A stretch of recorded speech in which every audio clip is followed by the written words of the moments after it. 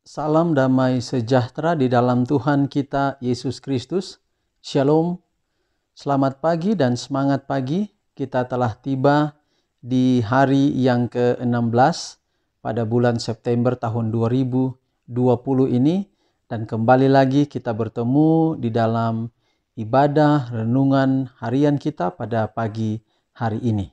Saya yakin dan percaya bahwa semua keberadaan kita yang kita rasakan oleh karena keajaiban kasih Allah dalam kehidupan kita. Untuk itu mari kita bersyukur melalui ibadah kita di pagi hari ini.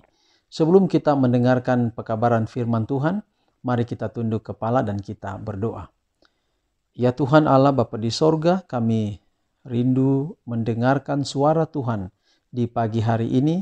Biarlah kiranya pekabaran firman Tuhan yang kami dengarkan boleh menjadi berkat di dalam kehidupan kami. Inilah doa kami Bapa, terpujilah nama Tuhan. Di dalam nama anak-Mu Yesus Kristus kami persembahkan doa ini. Amin. Judul renungan kita di pagi hari ini adalah apakah agama dalam keluarga itu? Apakah agama dalam keluarga itu? Dan ayat inti kita Kejadian 35 ayat 2. Lalu berkatalah Yakub kepada seisi rumahnya dan kepada semua orang yang bersama-sama dengan dia, jauhkanlah dewa-dewa asing yang ada di tengah-tengah kamu. Tahirkanlah dirimu dan tukarlah pakaianmu. Sekali lagi Kejadian 35 ayat 2. Lalu berkatalah Yakub kepada seisi rumahnya dan kepada semua orang yang bersama-sama dengan dia, jauhkanlah dewa-dewa asing yang ada di tengah-tengah kamu, tahirkanlah dirimu dan tukarlah pakaianmu. Agama dalam keluarga terdiri atas pemeliharaan dalam membawa anak-anak pada nasihat yang datang dari Tuhan. Setiap orang yang ada dalam keluarga haruslah diberi pelajaran tentang Kristus, dan perhatian masing-masing jiwa harus dijaga dengan ketat supaya iblis tidak dapat menipu dan menarik kembali dari Kristus. Inilah standar yang harus dijangkau setiap keluarga, dan mereka harus bertekad untuk tidak pernah gagal atau menjadi kecewa. Apabila para orang tua rajin dan tetap waspada dalam hal pengajaran mereka, mendidik anak-anak dengan mata yang selalu tertuju ke arah kemuliaan Allah, mereka bekerja sama dengan Allah dan Allah akan bekerja sama dengan mereka dalam menyelamatkan jiwa anak-anak di mana Dia sudah mati demi kepentingan mereka. Pengajaran agama jauh lebih luas artinya daripada pengajaran umum biasa. Itu berarti bahwa kamu harus berdoa bersama anak-anakmu, mengajar mereka bagaimana caranya datang kepada Yesus dan memberitahukan kepadanya segala kekurangan mereka. Itu berarti bahwa kamu harus memperlihatkan dalam hidupmu bahwa Yesus adalah segala-galanya bagi kamu dan bahwa kasih-Nya menjadikan kamu seorang yang sabar, penyayang, tetapi mempunyai pendirian yang teguh dalam memerintah anak-anakmu seperti Abraham dahulu kala. Sebagaimana engkau berlaku dalam hidup keluargamu sekarang, demikianlah tepatnya keadaanmu dalam buku-buku surga. Orang yang ingin menjadi saleh kelak harus terlebih dahulu menjadi orang yang saleh sekarang dalam keluarganya sendiri di bumi ini. Jikalau para bapa dan ibu berlaku sebagai kaum Nasrani yang benar dalam keluarga, niscaya mereka akan menjadi anggota jemaat yang lebih berguna dan sanggup menanggulangi urusan dalam jemaat, dalam masyarakat dengan cara yang sama mereka pakai mengurus urusan keluarga mereka. Hai para orang tua, janganlah agamamu itu hanya sekedar rupa saja, melainkan hendaklah itu menjadi sesuatu yang nyata. Dalam rumah tangga diletakkan fondasi untuk kesejahteraan jemaat.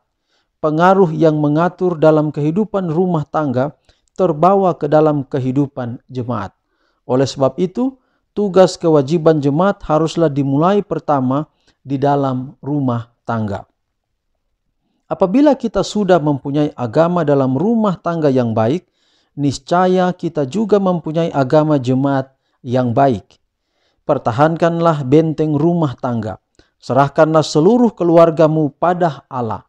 Kemudian berbicara dan berlakulah di rumah tangga sebagai seorang Nasrani. Biarlah kamu berlaku baik hati dan bersabar dalam rumah, dengan kesadaran bahwa kamu adalah guru bagi mereka. Demikian perenungan kita pada saat ini, dan sebagai kesimpulan, saya hanya memberikan satu poin yang penting, satu poin yang paling utama adalah bahwa kalau kita ingin memiliki keluarga yang beragama dengan kuat, maka yang harus memulai agama yang kuat di dalam keluarga itu adalah bapa dan ibu atau suami dan istri.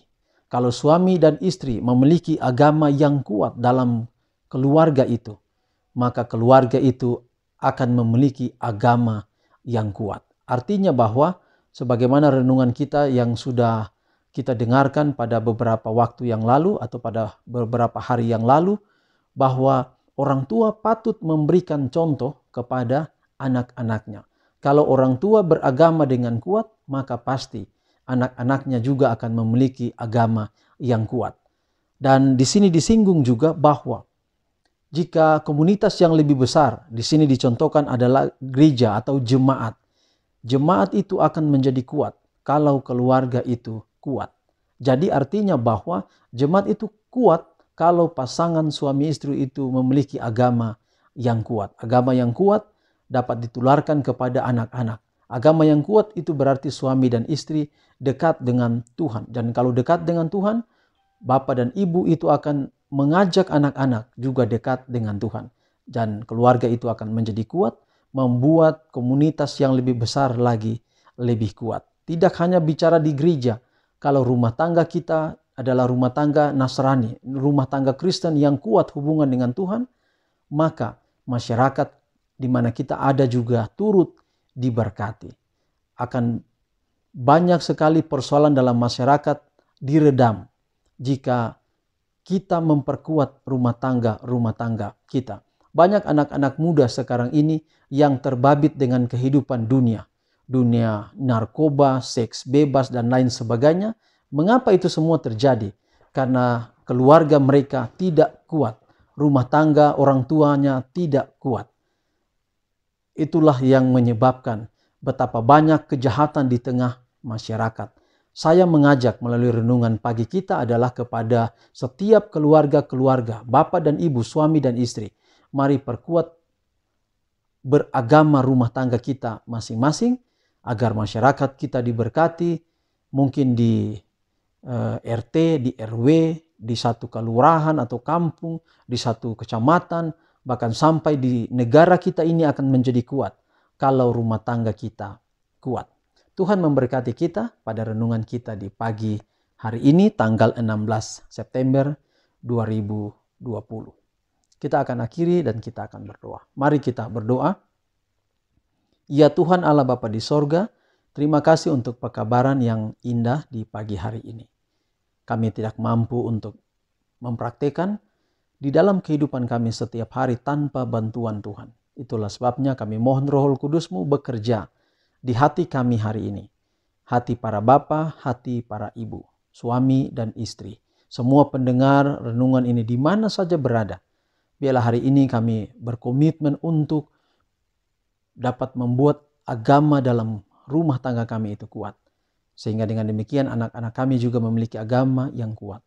Dan jika setiap keluarga-keluarga di jemaat di tengah kehidupan sosial masyarakat kuat, maka tempat di mana kami lingkungan itu kuat, bahkan sampai pada akhirnya negara kami ini juga kuat karena terdiri dari keluarga-keluarga yang kuat di dalam agama. Mungkin kami lalai di waktu lalu, tapi Allah berkati agar di waktu yang akan datang kami semakin kuat di dalam beragama. Bapa di surga, pimpinlah kami sepanjang hari ini Berkatilah hidup kami dalam segala tanggung jawab, pekerjaan, aktivitas kami hari ini. Biarlah semua ada dalam tangan Tuhan. Hamba doakan khusus untuk saudara Hendrik Pagiling yang dalam keadaan sakit. Tuhan memberkati kiranya hambamu ini, berkati juga istrinya dan anak-anaknya, berkati keluarga besar Pagiling, berkati juga Bapak Hendrik Pagiling bersama dengan Ibu.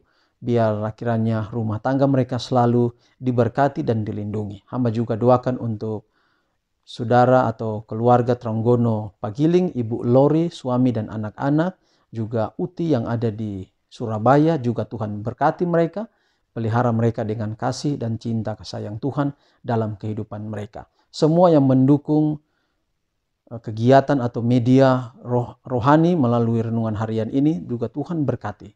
Semua yang mendengarkan selalu rajin mendengar juga Tuhan memberkati.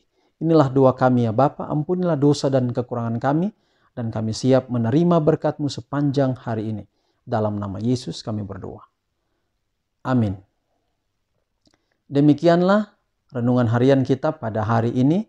Tuhan kiranya memberkati kita dan sampai jumpa pada renungan harian kita besok. Shalom.